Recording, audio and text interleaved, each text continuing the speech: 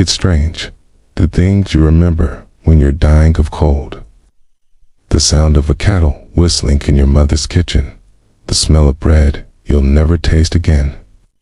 The way the sky turns that dull gray just before it starts to snow.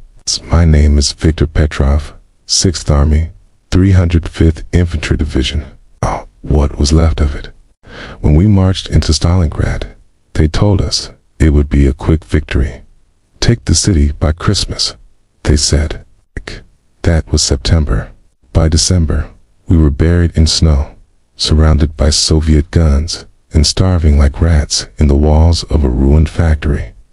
I had stopped writing in my diary weeks earlier. My pencil had frozen. My fingers were cracked and black from frostbite. But I kept a little notebook in my breast pocket anyway, maybe because I still wanted someone to know I existed. That I had once been a man, not just another frozen corpse buried in rubble. The city didn't look like a city anymore. It looked like the end of the world. Burned-out buildings stood like broken teeth. The air stank of gunpowder and rotting flesh. We lived underground, in cellars and sewer tunnels, sleeping beside the bodies of men who'd died days before. You learn not to look at faces for too long. Sometimes you'd wake up and realize the man you were talking to yesterday was frozen stiff beside you today. It was around the second week of January, 1943, when we realized no one was coming for us. The radio messages had stopped. Our officers still barked orders, but their voices were hollow. The food was gone. We boiled snow and chewed on leather belts to trick our stomachs. Then one morning, before dawn, we heard them. Soviet loudspeakers crossed the Volga. Their voices echoed through the frozen air like ghosts. They told us to surrender, that the German 6th Army was finished. They promised food, warmth, life. Some men cried, others screamed curses into the wind. Me, I just stared at the ruins and wondered if this was what hell looked like. Our position was a half-collapsed apartment building near the tractor factory. There were 8 of us left. Sergeant Muller, a gruff Bavarian with a scar across his eye. Young Otto, who still carried a photo of his fiancée in Munich. And me, a mechanic before the war. Now, a soldier, too tired to think. We hadn't seen sunlight in days. The sky was always the same, white ash falling like snow. At night, the shelling would start again. We would press our faces into the dirt floor and pray the walls didn't cave in. That night, Muller said quietly, "They've forgotten us, boys. High command. They don't even know we're alive." No one argued, just sat there, listening to the wind howl through the cracks in the walls. I remember Otto whispering, "When we get out of here, I'll never complain about the cold again." None of us answered. We didn't believe we'd ever get out. The next morning, Muller sent me and 2 others to scout for food in the ruins of a bakery 3 streets over. The snow was waist deep. The city was silent except for distant artillery. I remember thinking how peaceful it almost looked, like death had calmed it. We found the bakery, or what was left of it. Half the roof had collapsed, and the inside smelled of ash and rot. We dug through the rubble with numb hands, searching for anything edible.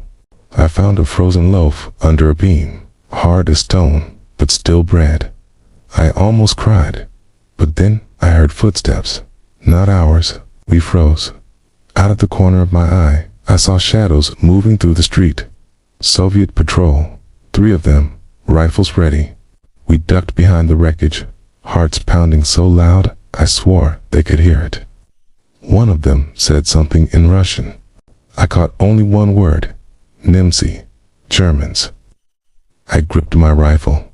My hands were shaking too badly to pull the trigger. The patrol moved closer. 10 meters. 5. Then Muller's voice cracked through the air from behind us. run. Gunfire erupted. Snow exploded around us. One of our men went down. I didn't even see who. I just ran, clutching that frozen loaf like it was gold. We didn't stop until we were back in the cellar, gasping, bleeding, terrified. Muller came in last, limping, his coat torn by a bullet. He dropped beside me and laughed, a dry, broken laugh. "All that for bread," he said. "Spread for ghosts." That night, we shared it. Each man a bite, no bigger than a coin. Tasted like ash and victory and despair all at once. As I lay there in the dark, the snow falling through holes in the ceiling, I realized we weren't fighting for Germany anymore. We weren't fighting for Hitler or the fatherland. We were fighting for one more sunrise, one more heartbeat. 3 weeks trapped in Stalingrad's frozen ruins. And that was only the beginning. The second week began with snow, endless and cruel. It fell through the open ceiling of our shelter, gathering over the bodies we no longer had the strength to bury. The city was buried under ice and silence. No more planes, no more orders. Only the sound of wind, like the slow breathing of a dying giant. We had 7 men now. Muller could barely walk. Otto coughed blood every morning, but still smiled like he didn't want us to worry. The others, Schmidt, Kraus, old Weber from Hamburg, and a boy named Franz sat in the corner, staring at nothing for hours. Hunger had stripped us of everything human. We spoke less and less. There was nothing left to say. On the 5th day, without food, we started boiling wallpaper for the paste. The glue had starch in it. It fooled our stomachs for a few hours. The water we melted from snow tasted of ash and metal. Every time I swallowed, it burned like swallowing knives. At night, I dreamed of my wife Anna and our daughter Elsa. They were sitting at the kitchen table, laughing. The smell of soup, fresh bread, then the sound of shells replaced the laughter, and I woke up with tears frozen on my face. That morning, Otto didn't wake up. He was sitting upright, his back against the wall, eyes half open, frost on his lashes. For a moment, I thought he was still alive. I shook him gently. His body fell sideways. Light as a child's. Muller stood over him, silent. Then he reached down, closed Otto's eyes, and whispered, "He's warm now, lucky bastard." We buried him behind the factory ruins, under the snow. No crosses, no ceremony. Just a few words muttered into the wind. I tore a piece of his coat to patch my own sleeve. Hated myself for it, but the cold didn't care about guilt. That night, we heard movement above us. Footsteps, whispering, not ours. We froze, gripping our rifles, our hearts thundering in our chests. Then a voice, German, barely a whisper. "Don't shoot, okay? It's Feldwebel Kruger Panzer Regiment." A figure dropped through the hole, face hidden under soot and snow. His uniform was torn, his cheeks hollow. 2 other men followed, both armed but shaking. They looked more like ghosts than soldiers. Muller pointed his pistol. "How do we know you're not Red Army?" Kruger lifted his hands. "Because I'm starving like you." We let them stay. There was no point in suspicion anymore. The Soviets had surrounded the city so tightly that even their footsteps sounded closer every night. We were all trapped in the same tomb. That night, Kruger told us the front line was gone. Paulus had surrendered most of the 6th Army, he said quietly. We're cut off. No supplies, no command. The Russians are cleaning house, one building at a time. Muller stared into the fireless stove. Then we're dead men. Kruger shrugged. Not yet. He was right. Death in Stalingrad didn't come fast. TE came slow, cruel, and patient. It whispered to you through hunger. It waited behind every corner, took the weak first, then the strong, and finally, the lucky ones. On the 10th day, Weber started talking to someone who wasn't there. He'd sit by the wall, whispering to Greta, his wife, back home. He told her about the bakery we'd raided, about the snow falling like feathers. Once, he offered her a piece of imaginary chocolate. Then he laughed, a dry, cracked sound that made my blood run cold.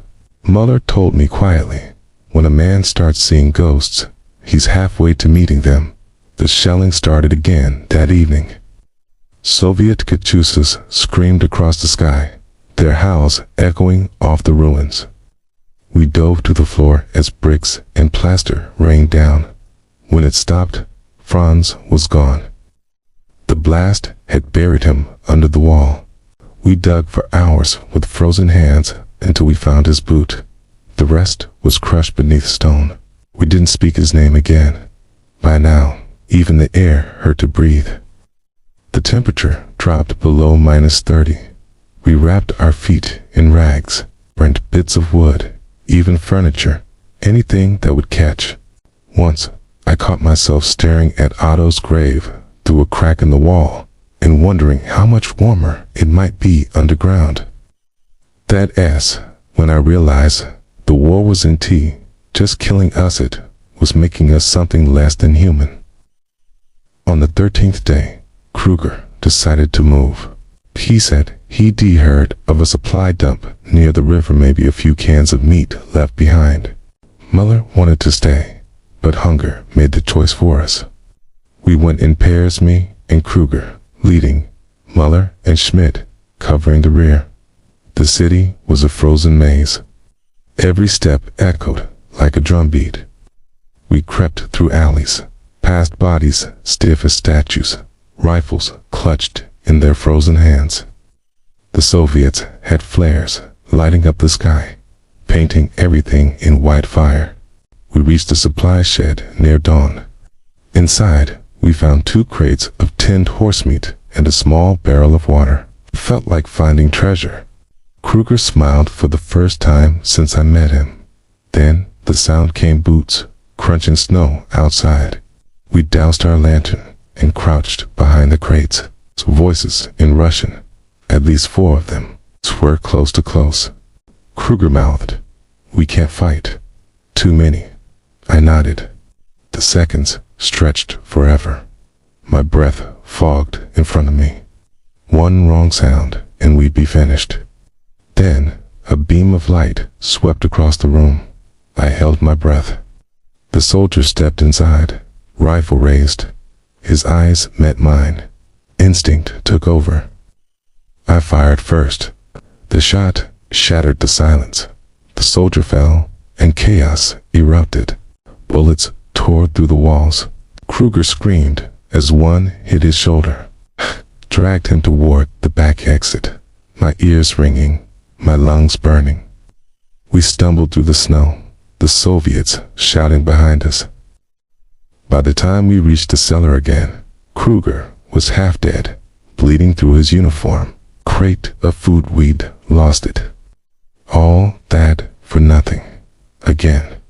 That night, I tore strips from my coat to wrap his wound. He looked at me through glassy eyes and whispered, 3 weeks, Petrov. That's all it's been. 3 weeks in hell. I didn't correct him. It felt like 3 lifetimes. Kruger didn't last the night. Swayed by the wall, whispering fragments of orders to men who weren't their names, coordinates, half sentences from a war that no longer had shape. At dawn, his breath slowed. I watched the frost form on his lips, then stop. Muller closed his eyes without a word. We didn't speak for hours afterward. I remember thinking, maybe silence is all that's left when God turns away. The fire had long died. We had no wood left. Schmidt suggested burning the furniture from upstairs. The idea was madness, but so was staying cold. So we climbed to the upper floor, careful not to collapse the ruined beams. Snow had drifted inside through the broken windows, covering the old desks and typewriters of the factory office. We tore out drawers, papers, anything dry enough to burn. That's when we heard voices again, faint, muffled through the wall. German, not Russian. We froze. Smith whispered. Could be survivors, or scavengers, I thought, or worse, deserters. We followed the sound through a hole in the wall into another section of the factory. There, 3 men huddled around a fire made of splintered wood. Ty, your uniforms were filthy, insignias ripped off. Their eyes were wild. One of them turned as we entered. His face was hollow, his cheeks black with frostbite. Huh, he smiled, the kind of smile a starving wolf gives another. Friends, he said, you look cold. Jonas. Muller didn't lower his weapon. Who are you? The man shrugged. Names don't matter anymore. There was something wrong about them. Too calm, too quiet. I saw bones beside their fire. Human bones, stripped clean. Schmidt saw them too. He took a step back. Jesus Christ. The man smiled wider. He's not here. Muller raised his pistol. We're leaving. One of them moved fast, too fast. He lunged with a knife, catching Muller across the arm. The shot went wild. I fired back, the bullet catching the man in the chest. The room exploded into chaos. The other 2 rushed us. Schmidt tackled one. They fell into the fire, screaming. The smell, burning flesh and cloth, filled the air. Fired again. Silence. When it was over, the fire crackled softly, reflecting off the bones. We stood there, breathing hard, the horror sinking in. Cannibals, German soldiers, eating their own. Lur sat down, clutching his bleeding arm. We're not far behind them, he said, quietly. I wanted to argue, to say we were different, but my stomach twisted with hunger so violently that I wasn't T-shirt anymore. We burned what was left of their firewood and stayed in that room for 2 nights. We didn't talk about what we saw. You didn't in Stalingrad. You just survived the next hour, then the next. By the 16th day, the snow stopped falling. The city was a skeleton, every building a tomb. We heard faint artillery from the outskirts. The Soviets were tightening the noose. There were rumors whispered through the broken radio we'd scavenged that Paulus had surrendered, that half the army had laid down their weapons, but our sector had been forgotten. No one was coming for us. We decided to move again, south, toward the river. Muller's wound had turned black around the edges. He tied a rag around it and said nothing. Weber was gone. He'd wandered off during the night, chasing his wife's voice again. We never found him. Maybe he froze. Maybe he found peace. It didn't matter. At dusk, the city changed color. The frozen ruins glowed orange in the setting sun, and for a brief moment, everything looked almost beautiful, like the world was apologizing for what it had done.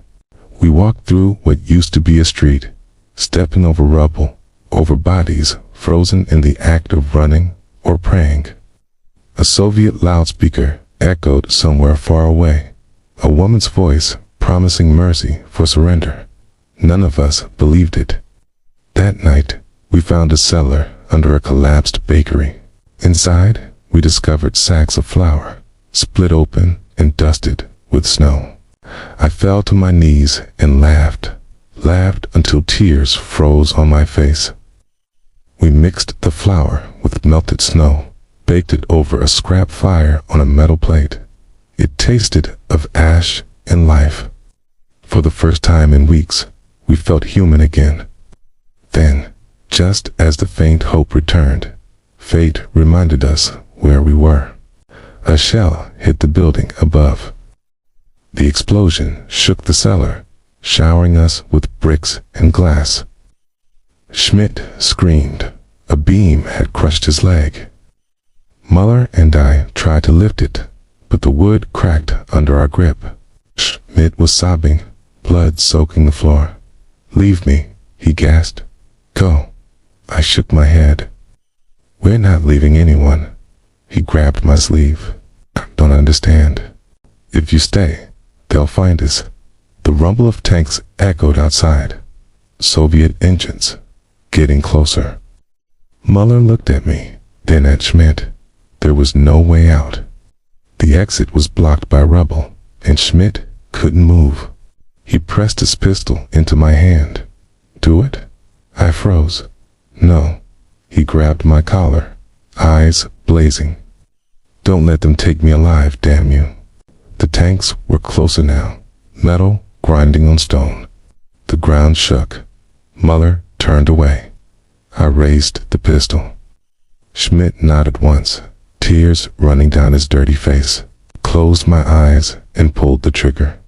Silence. Muller and I sat in the dark, breathing smoke and guilt. The shelling moved on. We didn't speak his name again. Later, I found Schmidt's notebook in his coat. The last line he'd written read, "If anyone finds this, tell my wife I wasn't afraid." I tore the page out and kept it. Maybe to remind myself that we were still capable of something more than survival.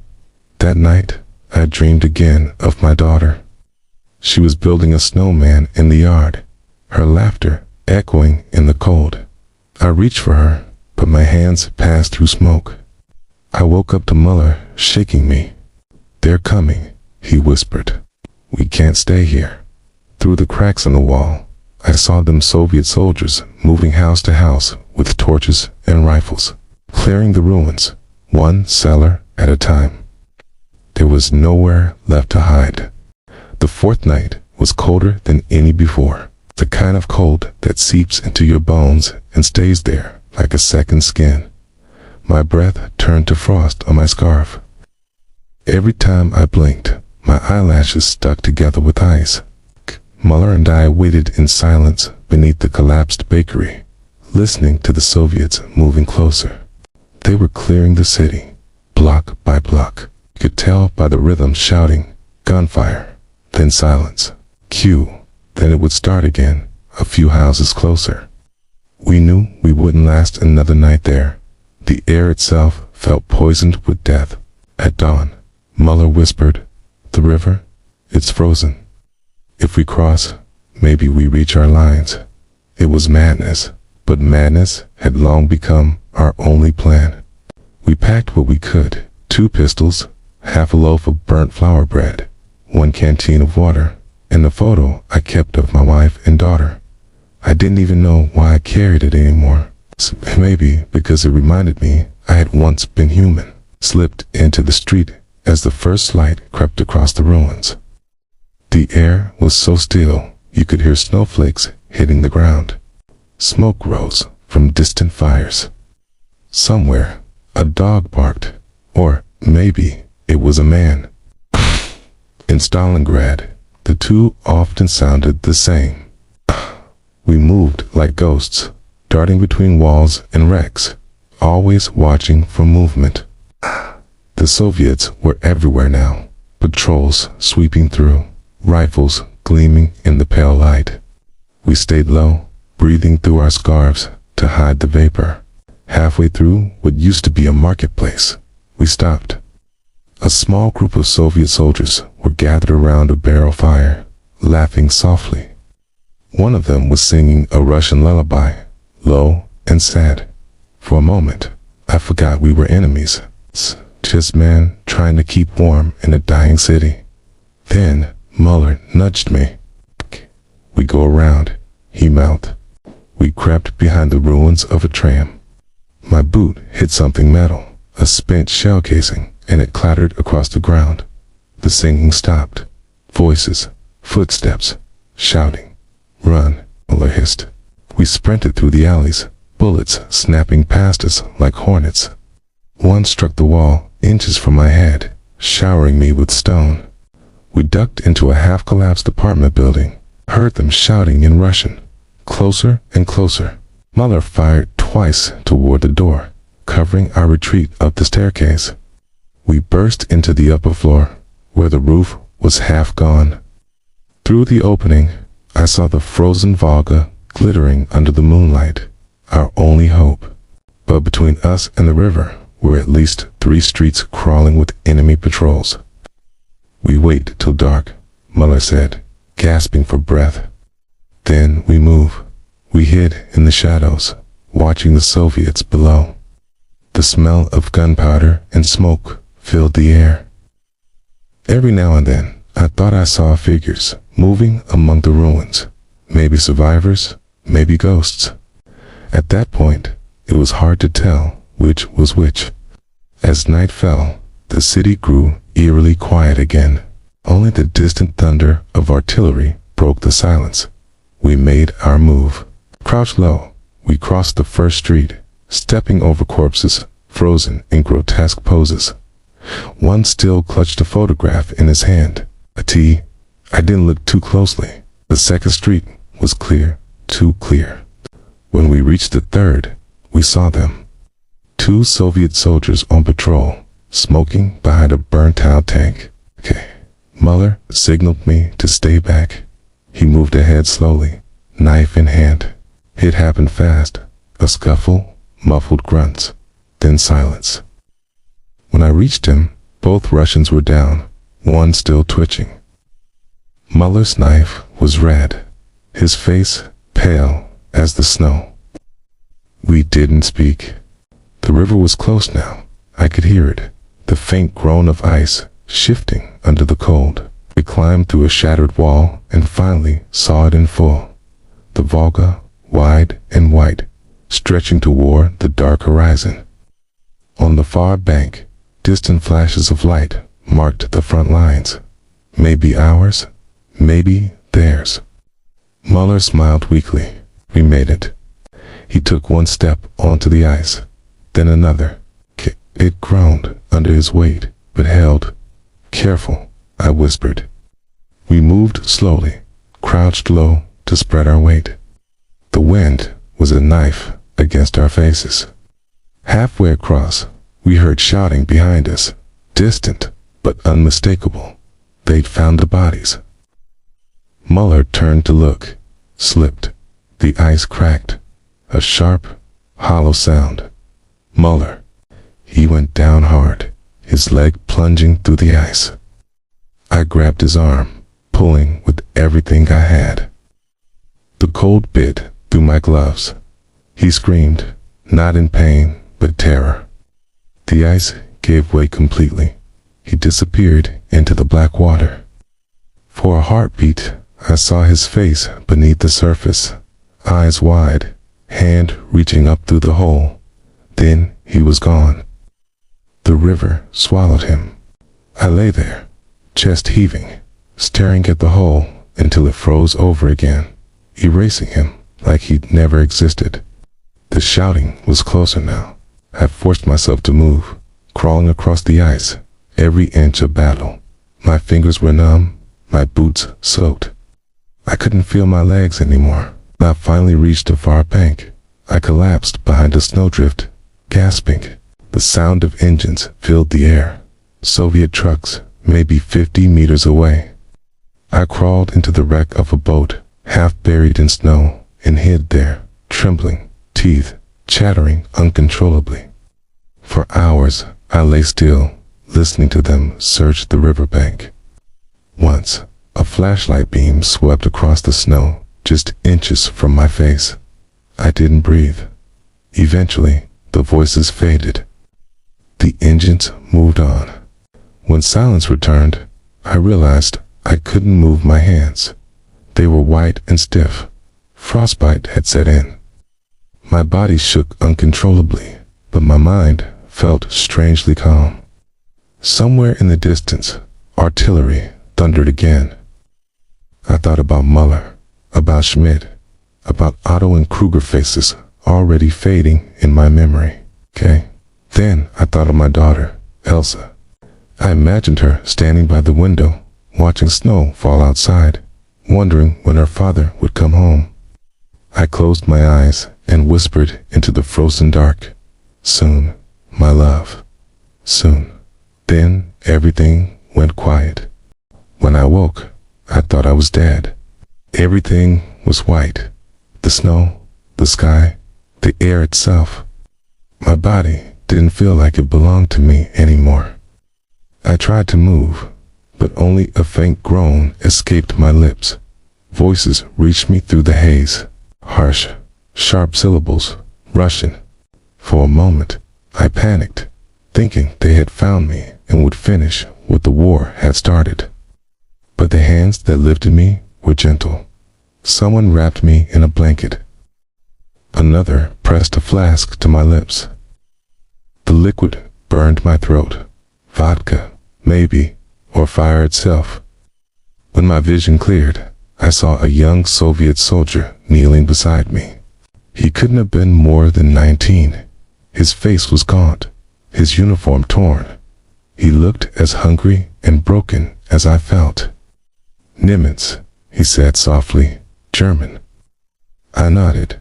I didn't have the strength to lie. He didn't raise his rifle. Instead, he stared at me for a long time, then called out to someone. Two more soldiers appeared, helped me up, and dragged me toward a truck.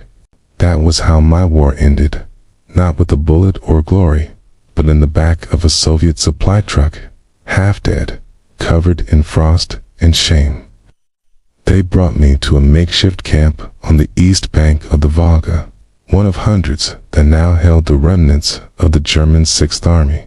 There were thousands of us, hollow-eyed men, wrapped in rags, shuffling through the snow like ghosts.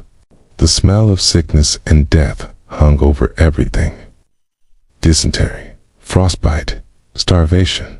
It didn't matter how the war had ended. It was still killing us, just slower now. I spent the first week in a delirium, drifting between sleep and waking. My hands were black with frostbite. They took 2 fingers from my left hand, 3 from my right. I didn't even cry. The pain had already become a part of me. The Soviets treated us better than I expected. There was no hatred in their eyes, only exhaustion. The guards were just boys who had lost brothers, fathers, and friends, same as us. Sometimes one would sit near the fire and share a crust of bread. It was then I realized the enemy wasn't them. The enemy was the war itself. Weeks passed. Snow melted into mud. The Volga began to flow again. One morning, I was ordered to join a group being transported east, prisoners bound for camps deeper in Russia. The road stretched endlessly, lined with wrecks and bones. Stalingrad was behind us, a skeleton of steel and smoke. I turned once to look back. Nothing moved there anymore. Not birds, not men, only the wind. They said over 300,000 of us had gone into Stalingrad. Fewer than 90,000 came out alive. By the spring, half of those would be dead too. In the camp, survival became a kind of quiet defiance. We built shelters from scrap wood, learned Russian words for food and water, and traded stories for hope. At night, I wrote with a stick in the dirt, letters to my wife, words that would never reach her. "My dearest Anna," I wrote once, "if you ever wondered what happened to me, know that I tried. I tried to come home. I thought of you every day, even when I forgot my own name. Sometimes I dreamed of Muller, falling through the ice, his hand reaching up. In the dream, I always grabbed him in time. In the dream, we both made it across. The dreams are merciful lies." 2 years later, in the spring of 1945, I was released. The war was over. Germany had fallen. The The world I once knew was gone. Okay, they gave us rations, new clothes, okay, and a piece of paper that said repatriated. I walked west for weeks, through fields that used to be battlefields, through villages rebuilt over graves. When I reached what was left of my hometown, I barely recognized it. The church steeple was gone. The houses looked smaller, but my home, our home, still stood. Anna was there. She didn't speak when she opened the door. She just stared, hand over her mouth, tears filling her eyes. I looked down at my ruined hands and said, "It's me." She didn't care. She ran to me, held me so tight I thought my ribs would crack. For the first time in years, I felt something warm that wasn't fire. It took months before I could sleep without waking in a cold sweat. The sound of engines, the crack of rifles, the whistle of shells, they never really left me. But I learned to live again, to plant things, to fix fences, to watch my daughter grow up without thinking about death. Still, sometimes, when winter comes and the snow covers the fields, I catch myself staring east, toward that ruined city where so many froze, fought, and vanished. Stalingrad. It took everything, and yet somehow it gave me back the one thing I had lost long before I was trapped there. The understanding that life, however fragile, is sacred. That even in hell, kindness survives. And that the hardest part of war isn't dying, it's living with the memory that you didn't.